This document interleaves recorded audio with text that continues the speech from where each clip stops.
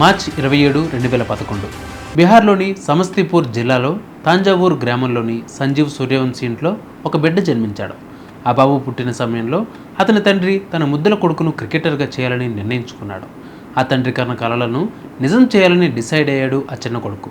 ఇందుకు ఆ కుర్రాడి పేరు చెప్పలేదు కదా, అతనే వైభవ్ సూర్యవంశీ. పేరు వినగానే ఒక వైబ్ వచ్చింది కదా.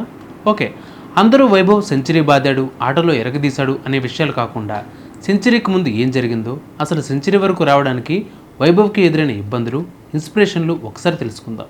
అయితే మనం ఒక 8 ఏళ్ళు వెనక్కి పోవాలి. వైభవ్ వయసులో ఉన్న పిల్లలందరూ స్కూల్ బ్యాగులను వీపుపై పెట్టుకుని స్కూల్కి వెళ్తుంటే అతను మాత్రం బ్యాటు బాల్ ఉన్న క్రికెట్ కిట్ బ్యాగ్ని వీపు మీద మోసుకు వెళ్ళేవాడు.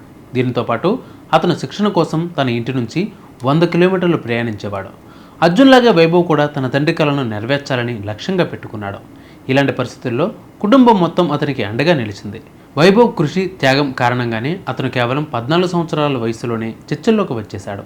14 సంవత్సరాల వయసులో వైభవ్ ఐపీఎల్లో అత్యంత వేగవంతమైన సెంచరీ సాధించి చరిత్ర సృష్టించాడు. వైభవ్ పేరు ప్రపంచవ్యాప్తంగా ప్రసిద్ధి చెందింది.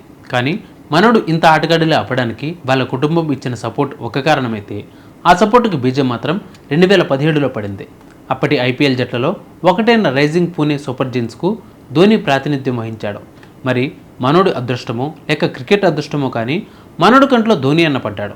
అంతే, ఆడితే ఆట ఎలా ఉండాలి అని అప్పుడే డిసైడ్ అయ్యాడు. అంతే, అప్పుడు పెట్టుకున్న టార్గెట్, ఏ రోజుకైనా నా గురించి కూడా ఇలా అందరూ చప్పట్లతో, విజిల్స్తో నన్ను వెల్కమ్ చేస్తారు, చేసి చూపిస్తా అని డిసైడ్ అయ్యాడు. ఆ సీజన్లో పూణే జట్టుకు వైభవ్ మద్దతు తెలిపాడు. 6 ఏళ్ల వయసులో స్టేడియానికి వచ్చిన పూణే జెర్సీ ధరించి మరీ ఆ జట్టుకు సపోర్ట్ చేశాడు.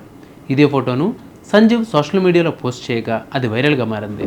మనోడు అప్పట్లో ధోని అభిమాని అంటూ నెటిజన్లు కామెంట్లు చేసిన సంగతి కూడా మనం చూసాం. ఈ విషయం తర్వాత వైభవ్ తన కన్నీటి కథను చెప్పుకొచ్చాడు. గుజరాత్ టైటాన్స్లో జరిగిన మ్యాచ్లో కేవలం 35 బంతుల్లోనే సెంచరీ సాధించిన వైభవ్ సూర్యవంశీ తనతో పాటు తన కుటుంబం మొత్తం తనను క్రికెటర్గా తీర్చిదిద్దడానికి కష్టపడ్డారంటూ చెప్పుకొచ్చాడు. ఒకసారి ఆ విషయాలేంటో తెలుసుకుందాం. వైభవ్ శిక్షణకు వెళ్ళినప్పుడు వాళ్ళ అమ్మ రాత్రి 2 గంటలకు నిద్రలేచి తనకు టిఫిన్ తయారు చేసేదని, ఆమె రాత్రి 11 గంటలకల్లా నిద్రపోయేదని చెప్పాడు. తన కోసం వాళ్ళ అమ్మ కేవలం రోజుకు 3 గంటలు మాత్రమే నిద్రపోయేదని చెప్పి బాధపడ్డాడు.